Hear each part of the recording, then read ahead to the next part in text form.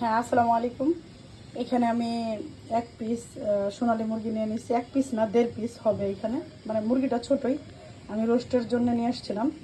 আর এইখানে এরকম এই যে আদা বাটা করে রসুন, তারপর আদা, তারপর হচ্ছে মরিচ, পেঁয়াজ, এরকম একটু মানে বেশি বাটি নাই কিন্তু, একদম মিহি করে না, এরকম অর্ধেক।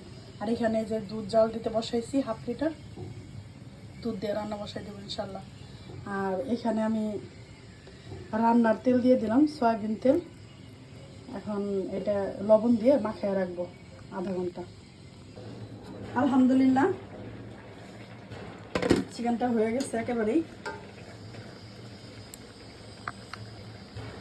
বিসমিল্লাহ।